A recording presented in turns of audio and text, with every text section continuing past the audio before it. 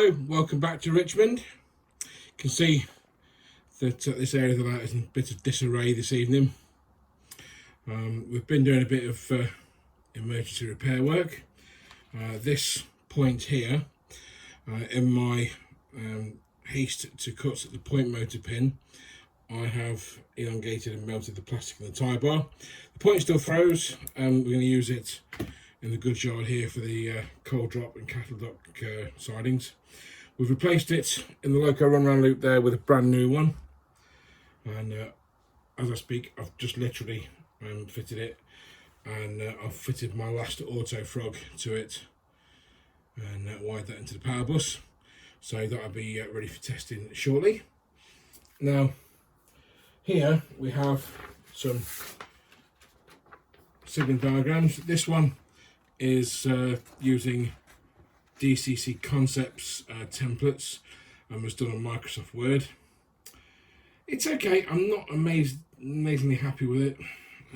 It was done in a rush, so I might not use it. This one, however, is based on a Signalling Record Society diagram, which has been altered slightly around here just to suit my track layout. Some of the points aren't numbered. That was kind of intentional, because they're not numbered on the original diagram because they're sidings. However, I will probably just name the points for the operator to know which ones they are. And this will be, we'll have some holes punched out for LEDs in various points, and we will attach that to a piece of 3mm ply, which I've got 2 sheets of. I'm going to build a control panel,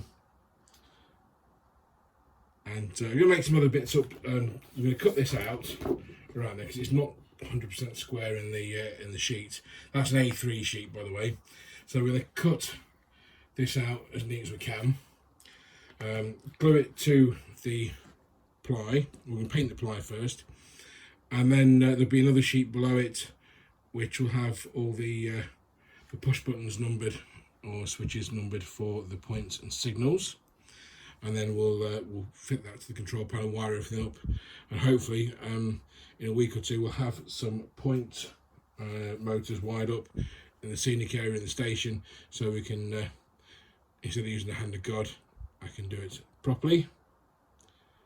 So also on here, there's not that much to report at the minute. My scratch builder, who was building my new goods shed, has sent me this, which is a plan of the goods shed. So you've got the original there and the extension there, the 1872 extension.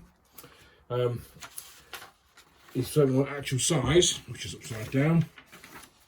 So the original shed will fit into a 260 by 125mm footprint, which is the same as this one here, which is the original goods shed, which will be removed.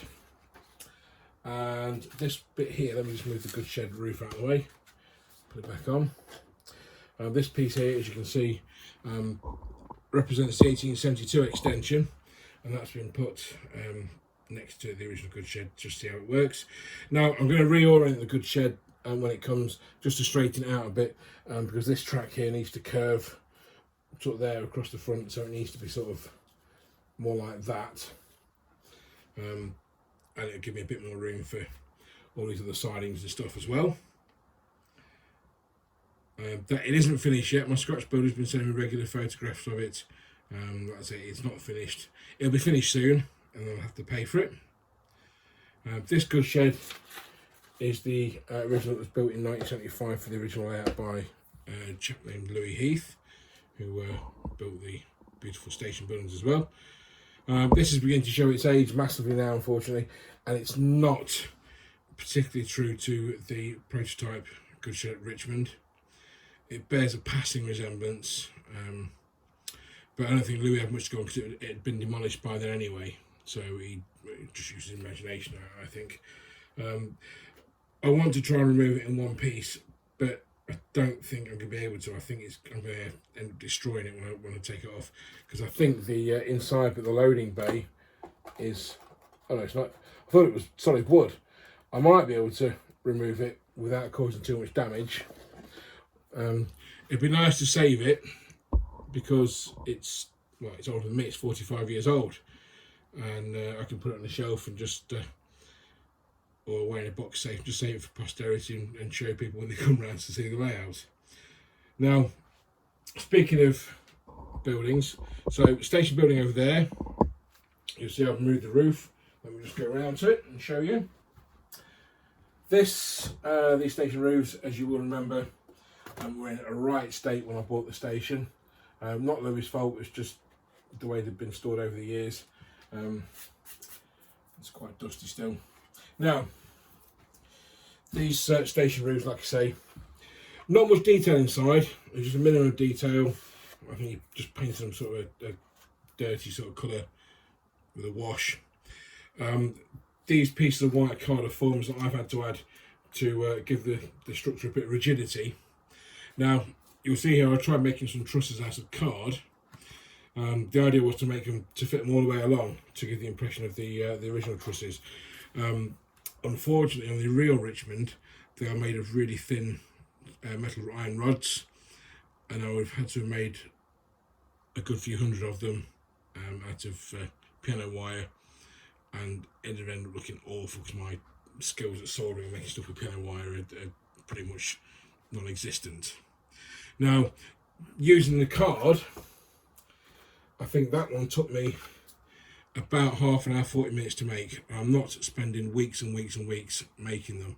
I have bought some plastrut here, which is of a similar thickness, and the idea is to make some up, make a jig, and start making them up on a jig to speed things up a bit. No idea what adhesive to use on the jig. There'll be two jigs because there's two different shapes. I'll show you again. So you've got that there and that sort of T shape there. If you can see, it's in like a T shape just to fit in the roof lights. On the real Richmond, of course, this strengthening piece here isn't there. It doesn't exist. It's part of the structure, so I can't really remove it. Or I could, but it'd probably be it'd ruin the rigidity of the structure. We'll see.